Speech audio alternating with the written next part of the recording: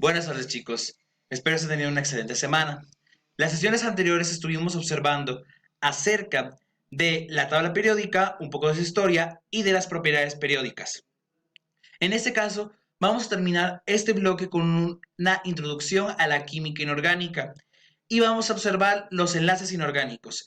¿Qué son los enlaces inorgánicos? Bueno, los enlaces inorgánicos son todos aquellos enlaces en los que no se encuentra involucrado el carbono o los hidrocarburos, que eso ya le corresponde a la química orgánica. Dentro de estos enlaces inorgánicos vamos a ver dos tipos, los enlaces verdaderos y las interacciones o fuerzas intermoleculares. Bueno, iniciamos los enlaces verdaderos con los enlaces covalentes. En los enlaces covalentes lo que vamos a estar observando es la unión generalmente de un elemento metálico con uno metálico o de elementos no metálicos en sí.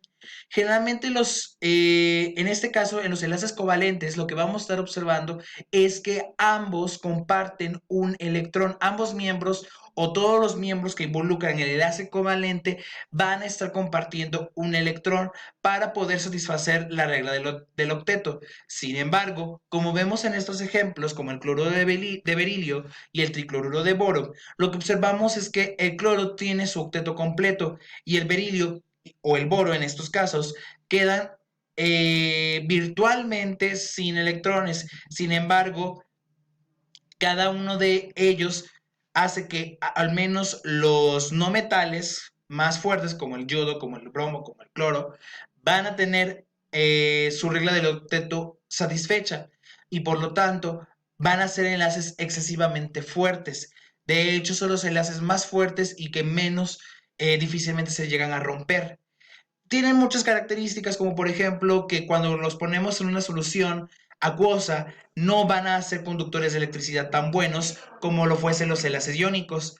Y también van a presentar puntos de ebullición bajos y puntos de fusión bastante bajos en comparación, claro está, de enlaces iónicos y enlaces metálicos. Sin embargo, aún así son demasiado fuertes, ya que generalmente en condiciones normales de temperatura y de presión pueden estar presentes en los tres estados de la materia. Pueden ser gaseosos, pueden ser líquidos o pueden ser sólidos. Esas son las principales características de los enlaces covalentes.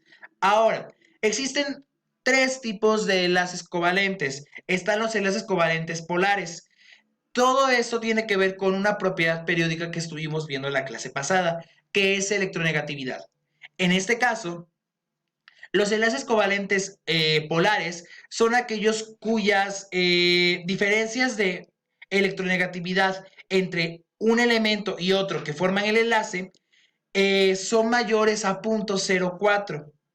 En este caso lo que observamos es que el agua es un ejemplo claro de enlaces covalentes polares, puesto que el hidrógeno tiene una electronegatividad de 2.1 y el oxígeno tiene una electronegatividad de 3.5, lo que hace que tengan una diferencia de electronegatividad entre enlace hidrógeno-oxígeno de 1.4, haciendo que este sea un enlace altamente polar y también porque la energía se va a dirigir hacia lo que es el oxígeno. Luego tenemos los enlaces apolares. Los enlaces apolares son todos aquellos cuya diferencia no sobrepase del 0.04 en general. Por ejemplo, los enlaces diatómicos, como son dos miembros del mismo elemento, o juntas dos elementos, lo que va a hacer es que las diferencias de electronegatividades sean completamente nulas. Es decir, la diferencia entre una electronegatividad y otra sea exactamente de cero. Pero también hay otros compuestos que pueden ser altamente apolares como lo que son o como lo que es el hexano. Y ya por último, el último tipo de enlace covalente es el enlace covalente coordinado. En el enlace covalente coordinado lo que vamos a observar es que todos los elementos van a estar con satisfecha su última capa de electrones, siempre y cuando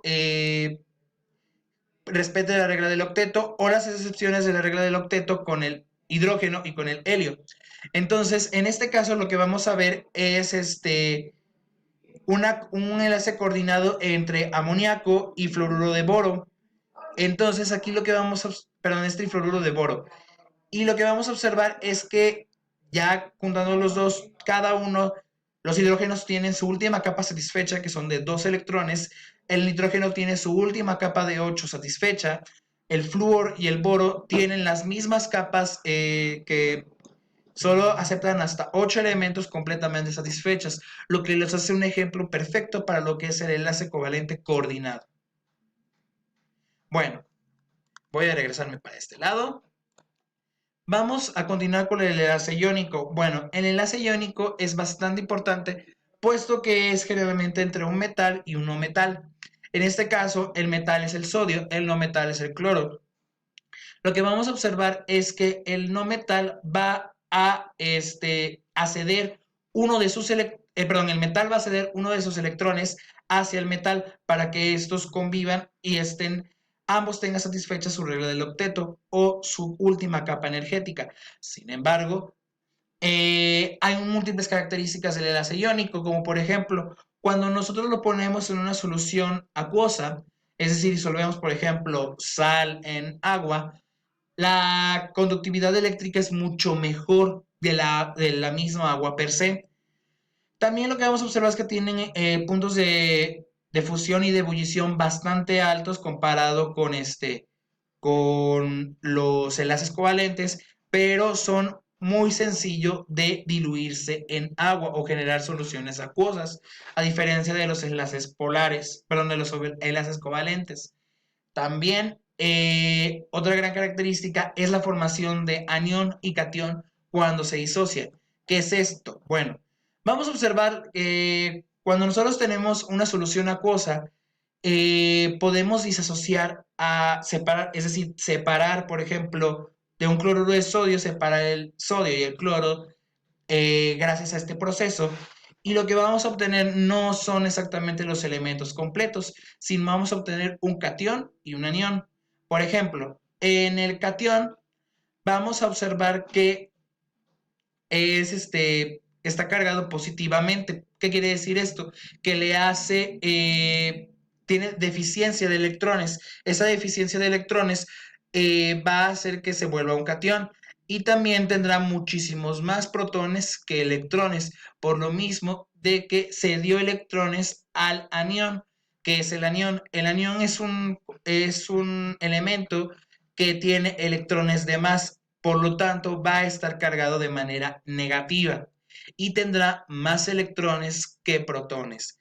Esas son las principales diferencias entre anión y catión. Y siempre pasa esto cuando nosotros separamos un enlace iónico. Un enlace iónico no se va a poder regresar a sus elementos primarios, sino que van a quedar transformados esos elementos primarios en anión y catión.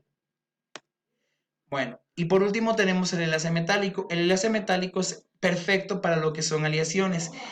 Y a diferencia de los demás tipos de enlaces, el enlace metálico es muy buen conductor de electricidad y no necesita de estar en agua para poder conducir la electricidad. Lo que ocurre en el enlace metálico es que los núcleos están unidos por elementos de la misma naturaleza y cada uno de los electrones van viajando de un lado hacia otro. Y si nosotros inducimos electricidad, es decir, alteramos esos electrones, los electrones van a viajar mucho más rápido y se va a poder transmitir la electricidad de manera muy fácilmente. Entre otras cosas, tienen puntos de fusión muy altos, tienen puntos de ebullición incluso mucho más altos, son difíciles de que estén son muy comúnmente encontrados en estado sólido, a diferencia de de sus otros compañeros, los enlaces covalentes y los enlaces iónicos. Bueno, ahora vamos a hablar de las dos fuerzas intermoleculares más comunes. Vamos a hablar sobre el puente de hidrógeno. ¿Alguna vez ha preguntado por qué, si el hidrógeno es un gas y el oxígeno es un gas, por qué el agua es un líquido? Bueno, esto se debe a que existe una fuerza intermolecular denominada el puente de hidrógeno. El puente de hidrógeno es cuando existe una fuerza de unión, no como tal un enlace, sino que existe una fuerza de unión fuerte, lo suficientemente fuerte para unir el hidrógeno con un heteroátomo, sea nitrógeno, sea cloro, sea yodo, sea bromo y principalmente oxígeno. Por lo tanto, estas fuerzas intermoleculares, donde podemos ver la línea punteada entre el oxígeno y el hidrógeno en esta primera imagen, eso es lo que hace que las moléculas del mismo tipo se mantengan unidas.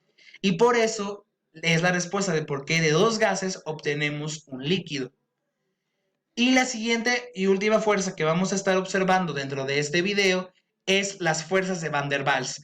Las fuerzas de Van der Waals son fuerzas intermoleculares en las cuales no existe una unión como tal de los elementos, sino que estos elementos están unidos de una cierta manera, lo que hace que sean muy sencillo separarlos. Sin embargo, también tienen la suficiente fuerza como para poder mantener incluso tejidos completos, algo que se observa mucho en biología. Las fuerzas de Van der Waals son muy importantes en la biología, puesto que esas fuerzas hacen que todas las proteínas se mantengan en su lugar y por ende todos los organismos vivos estén conformados de la manera que están conformados.